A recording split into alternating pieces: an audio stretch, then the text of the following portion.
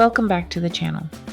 Today we're diving into the next big step in the construction of our 5-bedroom duplex, going from the damp-proof course, DPC, all the way up to the decking level.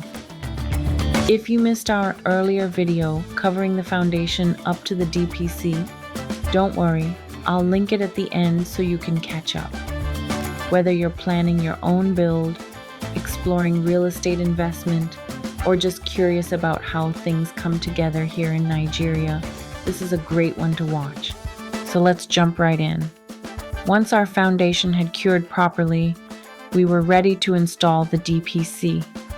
This layer acts as a moisture barrier, stopping groundwater from creeping up into the walls.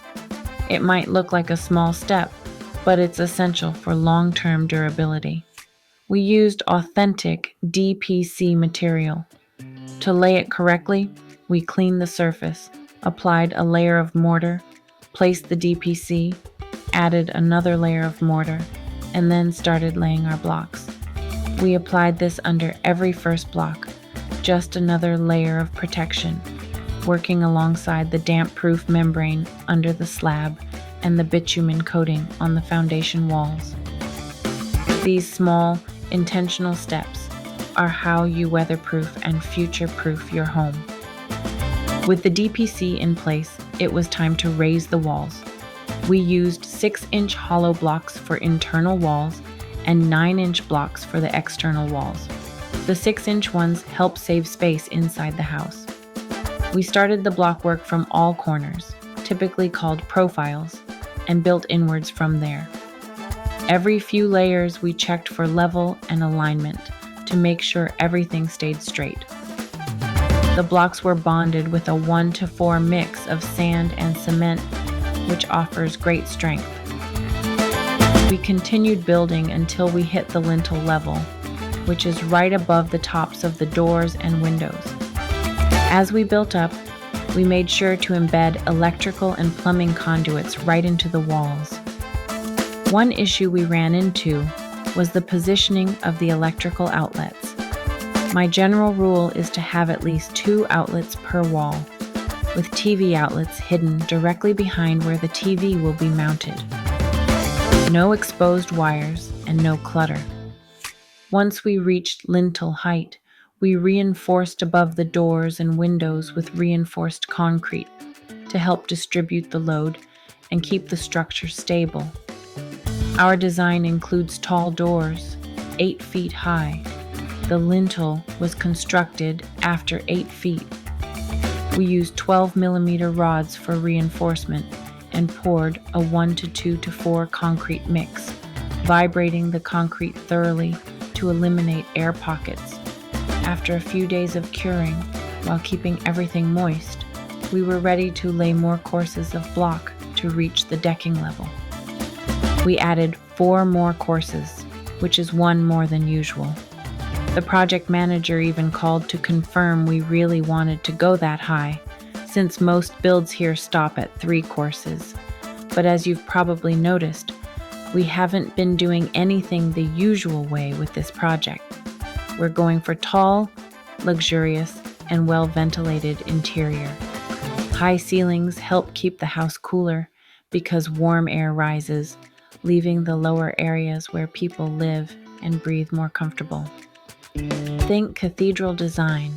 It's the same principle behind why churches tend to be cool inside. One important lesson we learned during this phase: be present and involved. Get regular updates, ask for video walkthroughs, or visit the site yourself. We found that once the blocks went up, some spaces looked different than we'd imagined from the plans, and we made some key changes. For instance, we realized the ground floor bathroom was smaller than we liked. So we removed the walk-in closet next to it and expanded the bathroom instead. We'll make up for the closet space with a large wardrobe in the bedroom. We also added a niche in the shower area, a nice functional design touch. I'll post a separate video on how we did it with block construction. A tip if you're doing this: add a lintel above the niche. to support the weight of the blocks above. That bathroom ended up being completely redesigned. We moved the shower, closed one window, opened another, and shifted the whole layout to make more sense. It looks and feels so much better now than the original plan.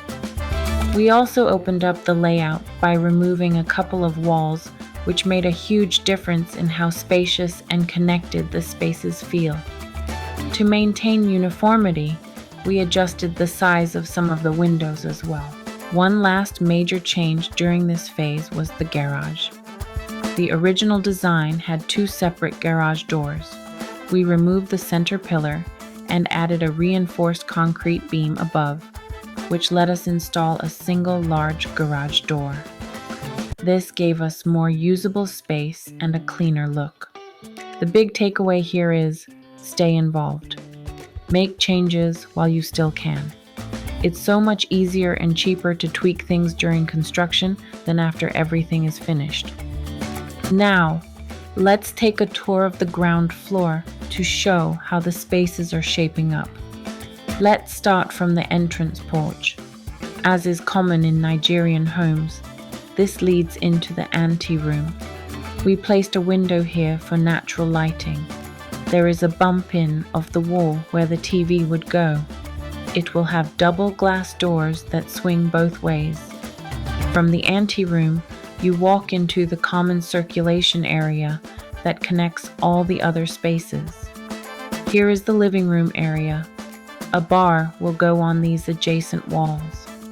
The main living area will have plenty of natural lighting. There will be a double volume ceiling here, and these windows will continue after these 4 courses of block. The windows in most of spaces start after 2 courses of block and continue up to the lintel, which is 8 feet from the floor. We are going with 8-foot doors throughout. Next we move to the dining room. 2 large windows here again for plenty of natural lighting. This space here will have a countertop with decorative cabinets, a sink, and a savory. We will put a modern spin on it. We did not want a standalone sink or one embedded in the dining table. This door connects the dining room to the kitchen, right here. A butler's pantry and a pantry. If you are wondering why there is a window in the pantry, it is for natural lighting. We won't always have NEPA. This door leads out to the terrace. The kitchen has 3 large windows. Again, all for natural lighting. Moving on, this space here is part of the butler's pantry. Continue to follow us to see how things turns out when finished. Going from the kitchen and butler's pantry, we enter the common circulation again. You can see the anteroom over there. And that's the garage. The stairs will go here. We did not want stairs in the middle of the house, so as not to impede flow. Although stairs can be a decorative statement, we preferred to keep the floor as open as possible. Moving on, this will be the powder room or guest restroom, and here is the only room we have on the ground floor. Again, large windows for plenty of natural lighting. A wardrobe will go on that wall. This will be the TV wall, and this way to the ensuite bathroom. 2 windows for plenty of natural lighting. This is a good size and will have a large shower enclosure with a shower bench. We created a niche. I will create a short video on how we did this at some point. Now leaving the bedroom into the common circulation, and this door leads to the ground floor terrace. Now, going back outside, this is the garage with the single garage door. There are 3 windows here. Ventilation is very important in Nigeria. From the garage door, you walk into the common circulation area, and the rest you have seen already. To cap things, here is a breakdown of the cost to complete this stage. 3,236 inches and 9 inches blocks at an average of 600 naira, totaling 1,000,000, 938,000 naira. 3 6-inch block DPC material at 60,000 naira each, totaling 180,000 naira. 2 9-inch block DPC material at 85,000 naira each, totaling 170,000 naira. 60 lengths of 16mm TMT rod at 20,000, 650 naira each, totaling 1,239,000 naira.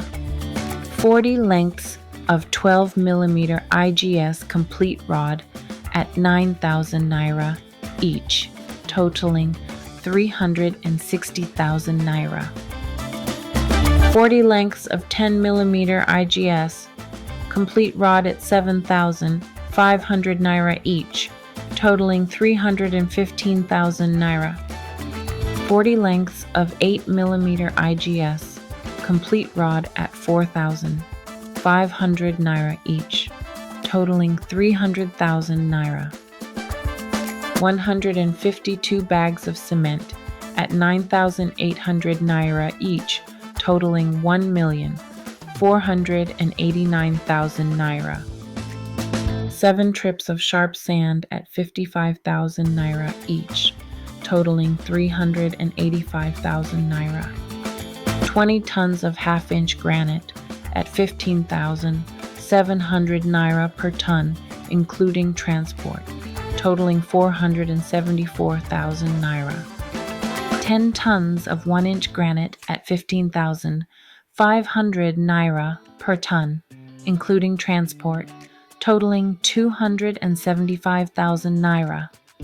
171 times 12 planks at 3,200 naira each, totaling 544,000 naira. 1 bag of nails at 33,000 naira. 4 pieces of styrofoam at 8,250 naira each, totaling 33,000 naira. These were used at the double walls of the garage. 2 bundles of binding wire at 32,000 naira each, totaling 64,000 naira. Iron bender fee, 202,500 naira. Carpenter fee, 232,000 naira. 5 tanks of water at 25,000 naira each, totaling 125,000 naira. Renting of concrete mixer plus logistics at 82,000 naira. Renting of cutter plus logistics at 20,000 naira. Labor, including engineers' fees totaling 1,520,000 naira. The total cost to complete this entire phase from DPC to decking level was 9,980,500 naira. Every step was intentional. We took our time with it, and we're really happy with how it turned out. And that's a wrap on this phase of our 5-bedroom duplex build. Up next, we'll take you through the decking, first floor, roofing, and more.